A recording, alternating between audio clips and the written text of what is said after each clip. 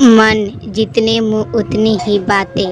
प्रत्येक जन शीला की रिटायरमेंट पार्टी में उसकी इतनी तारीफ कर रहा था कि शीला खुद हैरान हो गई। उसमें यह भी गुण है। खैर जो भी हो, जिस तरह से प्रत्येक जीवन का मरण निश्चित है, उसी तरह से सरकारी नौकरी ज्वाइन करने पर रिटायरमेंट की तिथि भी निश्चित है, क्योंकि वो खुद ही बैंक में कार्यरत थी और लोगों के रिटायरमेंट के केस भी डील करती थी। तो प्रत्येक जन उसको अपने रिटायरमेंट के खट्टे मीठे अनुभव सुनाना जरूरी समझते थे। शीला सिर्फ मुस्कुरा कर रह जाती थी। घर में दूर रहने वाली बड़ी बहू चाहती थी कि शीला जी अब उनके पास आकर रहे, तो उसे मिंटू और क्रेंच में नहीं डालना पड़ेगा। मझला बेटा जो विदेश में रहता था, उसने भी चाहा था कि रिटायरमेंट के बाद मम्मी और पापा कुछ दिन उसके पास आकर रहे। छुटका जिसका विवाह भी नहीं हुआ था और बाहर नौकरी कर रहा था, शीला जी की इच्छा थी कि रिटायरमेंट के बाद कुछ दिन उसके पास ही गुजारे जाएं। दोनों बेटियों के बच्चे भी नानी के रिटायर होने का इंतज़ार कर रहे थे कि अब वो जब चाहे नानी के घर रहने आ सकते हैं। अब नानी को कभी भी ऑफिस नहीं जाना होगा। 21 वर्ष से 60 वर्ष तक नौकरी करते हुए और बच्चे को पालते हुए जीवन में बहुत उतार चढ़ाव देखे। तब मन होता था कि घर में बैठकर सिर्फ बच्चों का बचपन देखा जाए। सासू माँ जिन्होंने बच्चे और घर को संभाला इससे पहले कि अब समय मिलने पर वो उन्हें संभाले, वही इस संसार से विदा ले चुकी थी। ऐसा ही मायके में माता पिता के साथ था। अपनी रिटायरमेंट पार्टी में शीला को समझ नहीं आ रहा था कि रिटायरमेंट दुख का कारण है या खुशी का।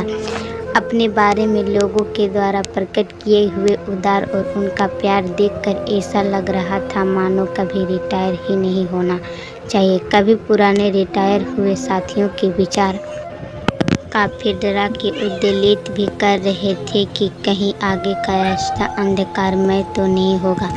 बस सबकी हर समस्या की जड़ केवल यही थी कि रिटायर होने के बाद समय का कैसे उपयोग करें।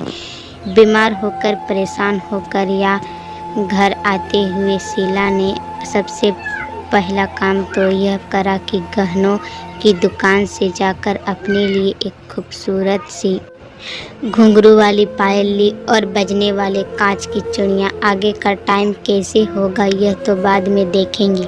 पूरी ज़िंदगी अकाउंट्स में काम करते हुए रोज़ाना की भागादौड़ी में भर भर के चूड़ियाँ पहनना और घुंघरू वाली पायल पहनने की इच्छा तो मन में ही रह गई थी। आते हुए भर भर के हाथ मेहंदी भी लगवाई थी। हालांकि उसकी बेटियां और बहुएं करवा चौथ पर उसकी भी मेहंदी तो लगाती थी, लेकिन उसे कभी अच्छा नहीं लगा कि ऐसे भरी भरी मेहंदी के हाथ से कस्टमर को पेमेंट करें या पैसे ले। आज निश्चित होकर उसने हाथों के दोनों तरफ मेहंदी भी लगवाई। दूसरे दिन उसने घर पर रिटायरमेंट पार्टी रखी हुई थी। उस पार्टी में उसने अपने लगभग सारी दोस्तों को बुलाया हुआ था। शाम को पार्टी खत्म होने पर जब बच्चों ने उन्हें अपने साथ चलने का न्योता दिया तो शीला जी और उनके पति ने फैसला सुनाया कि पूरी ज़िंदगी घर, दफ्तर और जीवन के उतार चढ़ाव में ही बिताई गई है। आगे क्या करेंगे ये फैसला तो बाद में लिया जाएगा। फिलहाल वो दोनों इस इतवार को पहले तो साउथ टूर की ओर निकल। बुकिंग सिर्फ जाने की करवाई है, आने की फुर्सत से बाद में ही देखी जाएगी। उसके बाद पूरा भारत भ्रमण करेंगे। हंसते हंसते दोनों बोलो, हमने भी सुना है कि रिटायरमेंट के बाद ज़िंदगी बिल्कुल बदल जाती है। इसी कारण हम ये बदलाव प्रकृति पर छोड़ देने के बजाय खुद ही क्यों ना कर लें।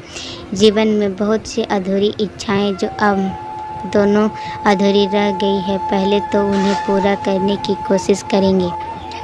अब यह देखेंगे कि कैरम खेलने में और ताश की जीत में किसकी होती है।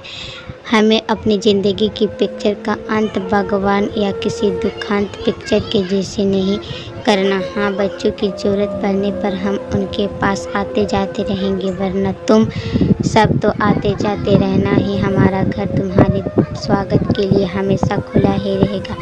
इतने में रामू सबके लिए चाय ले आया था और पूरा घर हंसी ठहाकों से गूंज रहा था। पाठकगण, उनके बीच जीवन की नई शुरुआत जो कि बहुत अच्छी तरीके से हुए हैं, वो आगे भी अच्छी ही रहे। इसी भावना के साथ मैं इस ब्लॉग को ख़त्म करती हूँ। पसंद आने पर कृपया इसे लाइक, फॉलो और शेयर करना ना भूलें।